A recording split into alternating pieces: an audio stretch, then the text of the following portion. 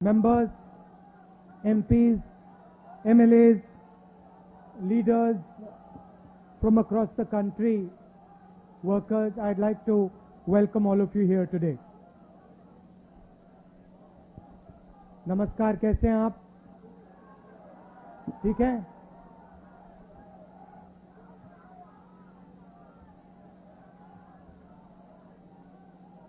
तो मुझे कुछ दिन पहले ईडी ऑफिस में बुलाया गया। अच्छा भैया शांत हो जाएं। कुछ दिन पहले मुझे ईडी ऑफिस में बुलाया गया। छोटा सा कमरा था, 12 फुट बाय 12 फुट मान लो। बीच में मेज थी, कंप्यूटर था, 3 ईडी के ऑफिसर बैठे थे, एक बाहर खड़ा था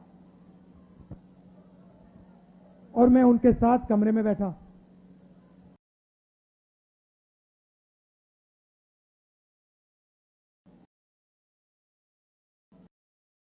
शाम हुई, मैं ज्यादा कुर्सी से नहीं हिला।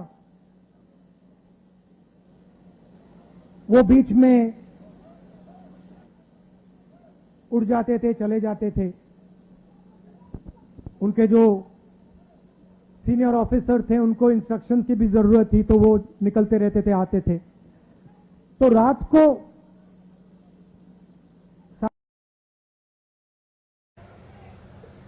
राहुल जी, एक बात आप हमें बताइए। आप यहां बैठे हैं, आप कुर्सी से उठते नहीं हैं। आप सीधे बैठे रहते हैं और 11 घंटे हो रहे हैं, 11:30 घंटे हो रहे हैं, आप बिल्कुल थके ही नहीं हो। हम थक गए हैं मगर आप नहीं थके।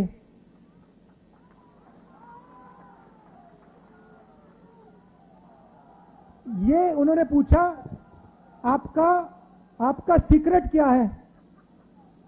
मैंने सोचा और मैंने कहा कि इनको सच्ची बात नहीं कहता हूं, दूसरी बात कह देता हूं, दूसरा कारण कह देता हूं, मगर मेन बात नहीं कहता हूं। मैंने कहा कि मैं विपासना करता हूं, उसमें बैठना पड़ता है, तो आदत लग गई है। मुझे कोई प्रॉब्लम नहीं, 6, 7, 8, 10 घंटे बैठा दो, मुझे कोई फर्क नहीं पड़ता। तो फिर उन्होंने मुझे पूछा, विपासना के बारे में पूछा, मगर तो सच बात तो मैंने उनको नहीं बताई। आप जानते हो सच बात क्या है? सच बात यह है कि उस कमरे में राहुल गांधी अकेला नहीं बैठा था। उस कमरे में राहुल गांधी के साथ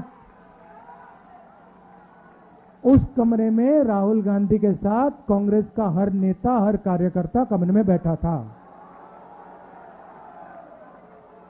आप एक आदमी को थका सकते हो, मगर आप कांग्रेस पार्टी के करोड़ों कार्यकर्ताओं को, नेताओं को नहीं थका सकते हो।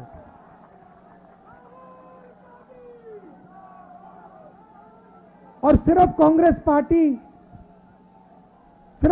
पार्टी के नेता, कार्यकर्ता उस कमरे में नहीं थे। उस कमरे में इस सरकार के खिलाफ जो भी बिना डरे लड़ता है वो बैठा था। ठीक है, उन व्यक्तियों को स्पेशल इनविटेशन ईडी ने नहीं दिया, मगर उस कमरे के अंदर जो भी हिंदुस्तान के लोकतंत्र के लिए लड़ रहे हैं वो सब के सब मेरे साथ बैठे हुए थे। तो थकूंगा कैसे? अच्छा, फिर 3, 4, 5 दिन हुए। आखिरी दिन कहते, राहुल जी आपने इतनी पेशेंटली सवाल के जवाब दिए, हर सवाल को आपने सुना, आपने जवाब दिया, फिर आपने चेक किया, तो इतनी पेशेंस आप में से आपको कहां से मिल गई? मैंने कहा भैया ये तो मैं आपको नहीं बता सकता। वो पहले आपने थकान की बात पूछी, मैंने विपासना बोल दिया, मैं पेशेंस का नहीं कह सकता आपको। आप जानते हो पेशेंस कहां से आई? कह देना था कांग्रेस पार्टी में 2004 से काम कर रहा हूं। पेशेंस नहीं आएगी तो क्या आएगी?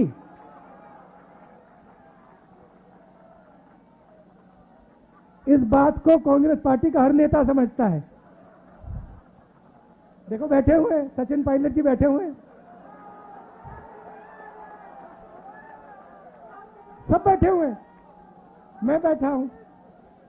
तो ये जो हमारी पार्टी है, संगठन है, सिद्धरमैया जी भी बैठे हुए हैं, रणदीप, सब बैठे हुए हैं, पेशेंटली बैठे हुए हैं, प्यार से बैठे हुए हैं।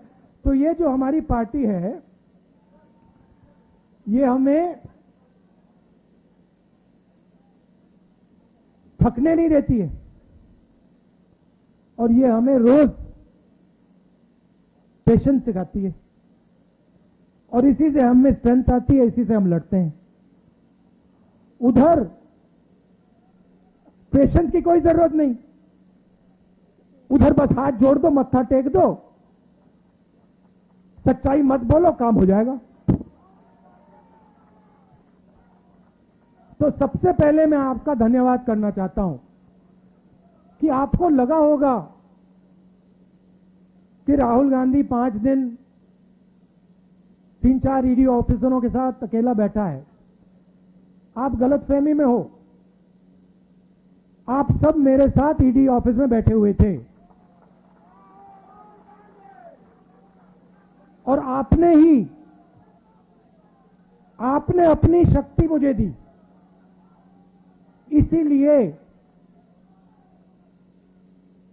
ईडी शीडी कुछ नहीं, कुछ फर्क नहीं पड़ता। और मैं आपको बताऊं, वेणुगोपाल जी ने कहा, मैं आपको बता रहा हूं, जो ऑफिसर्स थे जिन्होंने मुझे इंटरोगेट किया, उनको भी यह बात समझ आ गई कि कांग्रेस पार्टी के नेता को डराया नहीं जा सकता है, कांग्रेस पार्टी के नेता को दबाया नहीं जा सकता है, धमकाया नहीं जा सकता है, क्योंकि कांग्रेस पार्टी सच्चाई के लिए लड़ती है। सच्चाई में पेशेंस की कोई कमी नहीं होती, सच्चाई कभी थकती नहीं है। झूठ जरूर थक जाएगा, मगर सच्चाई कभी नहीं थकती। सच्चाई में पेशेंस की कोई कमी नहीं हो सकती। तो मैं आपको दिल से धन्यवाद करना चाहता हूं। मगर मेरा जो मामला है, ये छोटा सा मामला है, मैं आपको बताऊं तो ये जरूरी भी नहीं है। आज सबसे जरूरी बात हिंदुस्तान में रोजगार की है। नरेंद्र मोदी की सरकार ने जो इस देश की रीढ़ की हड्डी है, स्मॉल एंड मीडियम इंडस्ट्री, जो इस देश को रोजगार देती है, उस रीढ़ की हड्डी को इन्होंने तोड़ दिया है। और आज मैं महीनों से कह रहा हूं, और जो हमारे युवा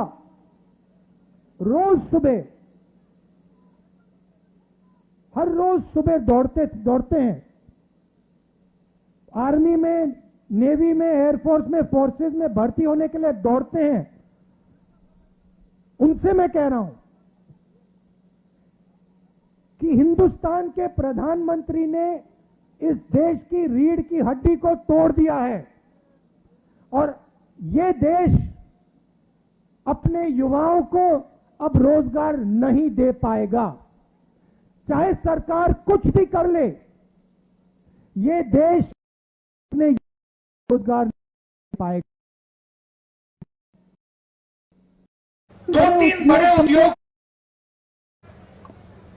नरेंद्र मोदी जी ने देश पकड़ा दिया है। ये 2-3 उद्योगपति देश को रोजगार नहीं दिलवा सकते हैं। और अब जो आखिरी रास्ता था, युवाओं के लिए जो आखिरी रास्ता था देशभक्ति का, आर्मी का, फोर्सेस का, उस रास्ते को इन लोगों ने बंद कर दिया है।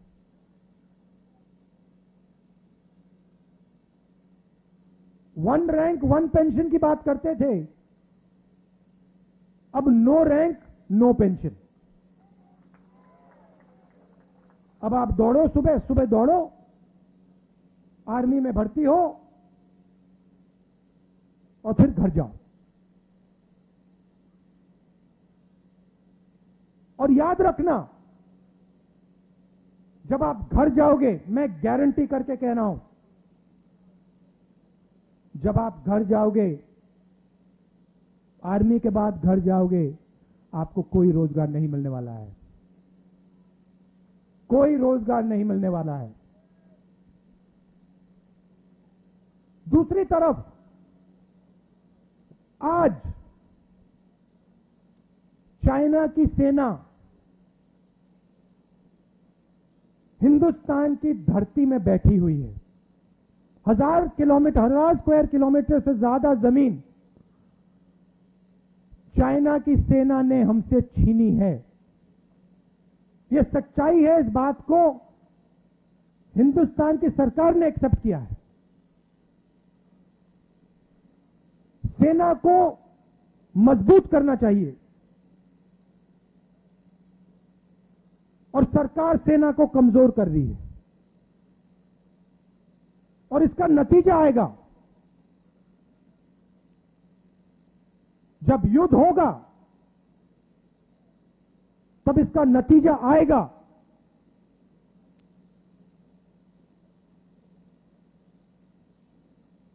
और मैं याद रखिए जो बात बोल रहा हूं, जब युद्ध आएगा, हमारी जो आर्मी है उसको कमजोर कर रहे हैं ये लोग। देश का नुकसान होगा, और ये लोग अपने आप को नेशनलिस्ट कहते हैं।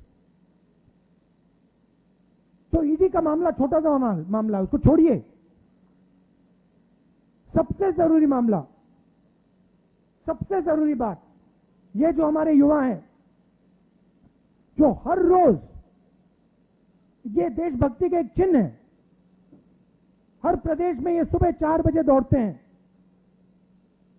इनके भविष्य की रक्षा करना हमारा काम है, हमारा फर्ज, ये हमें करना है। और हमने कहा है, देखिए, किसानों के बारे में मैंने कहा था, मोदी जी को ये बिल वापस लेने पड़ेंगे। कहा था ना मैंने, लिया ना वापस। अब कांग्रेस पार्टी कह रही है नरेंद्र मोदी जी को ये जो नया अग्निपथ का स्कीम है, इसको वापस लेना पड़ेगा। और हिंदुस्तान का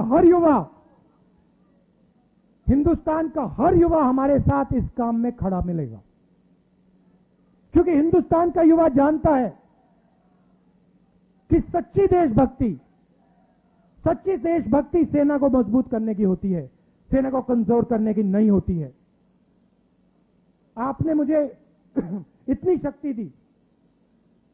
मैंने बोला आपको कि पिछले 5 दिन आप सब मेरे साथ ईडी में बैठे थे, सबके सब, हर एक कार्यकर्ता, हर एक नेता, सबके साथ आप मेरे साथ बैठे हुए थे। आपने मेरी मदद की, आपने मुझे अपना प्यार दिया। इसके लिए मैं आपको दिल से धन्यवाद करना चाहता हूं। और एक साथ मिलकर ये जो नया धोखा किया है नरेंद्र मोदी जी ने सेना के साथ, देश के साथ, इसको हम रद्द करवाएंगे। आप सबका फिर से बहुत बहुत धन्यवाद। नमस्कार।